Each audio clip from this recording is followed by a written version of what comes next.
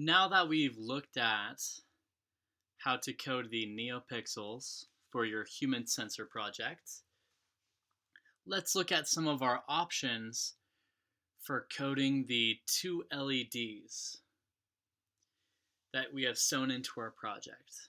So the code I already have out is for my NeoPixels. I have an animation comet that performs for 2 seconds when I touch or while I'm touching the foil sensors, and when I let go, it will clear.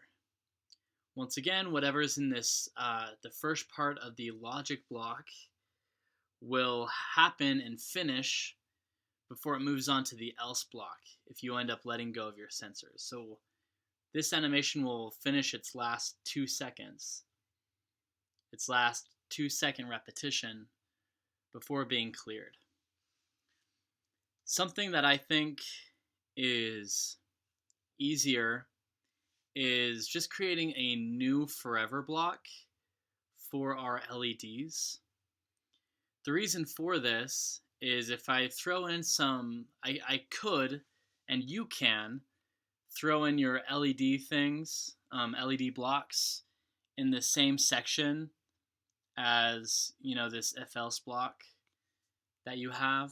But what ends up happening is it'll show the animation and then it'll move on to doing your LEDs, and you end up with a lot of space.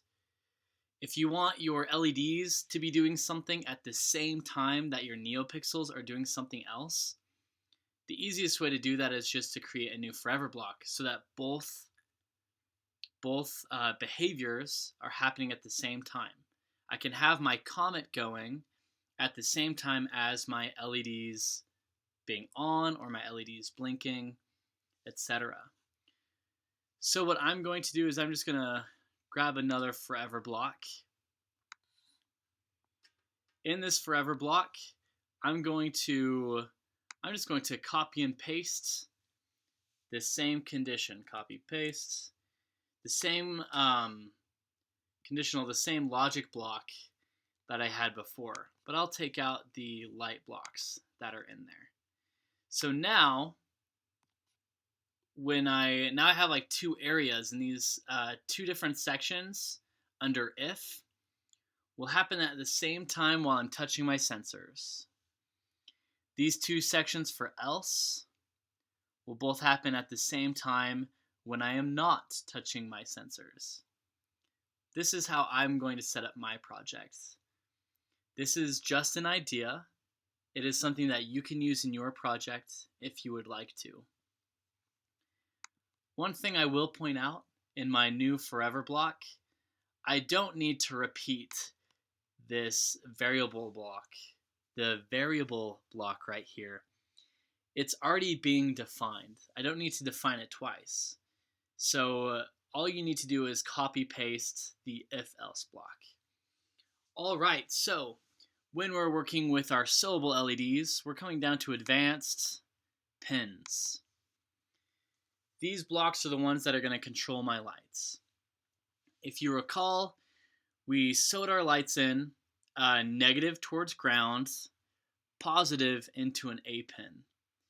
You'll want to use the same A pin that the light is sewn to represent that light. My LEDs are sewn into A1 and A2. If I just wanted to turn A1 and A2 on when I touch the sensor, I would use these digital right pins. So I'd go digital right A1 to high, which is positive, A2 to high, which is positive. Again, because it's the positive pin that is connected to A1 and to A2. How this block would currently work is when I touch my sensor, it will turn A1 on and A2 on. However, when I let go, nothing will happen to my LEDs. That's because there's nothing down here telling them to turn back off. When we are programming and coding, we have to be very explicit with what we want our microprocessor to do. So right now, the first time I touched it, the LEDs would turn on and then they would just stay on forever. If I want to turn them off, I'll come down to pins, grab some more digital right pin blocks. And I'm dragging these out manually. Don't forget the power of copy paste.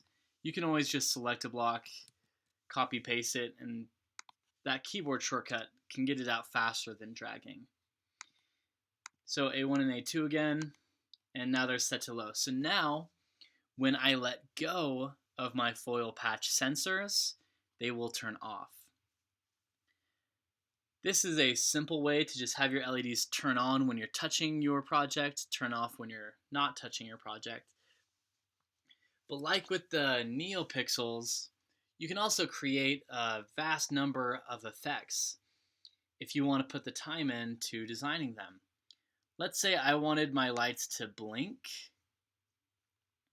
I can use these pause blocks.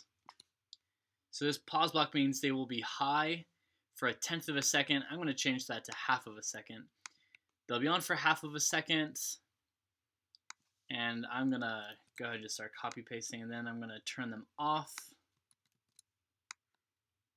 We'll say they're also off. Here's me copy pasting again. Also off for 1/2 a second. So now, while I'm touching the foil sensors, they're going to blink on, blink off, blink on, blink off, blink on, blink off, and so forth. I can create, a long series of code to represent whatever fun effect that I would like to happen. In my stuffed puppy dog, I ended up, because I put the LEDs onto the little heart on the foot, I tried to make a code that looked like a heartbeat, where it was like blink, blink, blink, blink, blink, blink. You can create anything that you would like.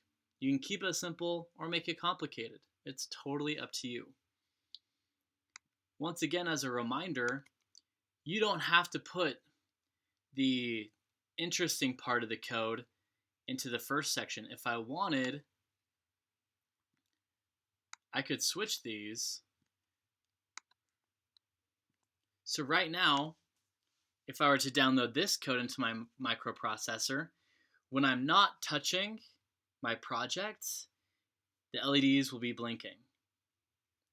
As soon as I touch my project, the LEDs will turn off and comment will start happening. So you can create fun interactions between you and your projects. There are a lot of options. There are so many types of blocks that you can use and play with. The reason that MakeCode is so great is that it's easy to just play around. You don't need a lot of expertise. So feel free to play around with the blocks, create effects that you like, and make the project really yours.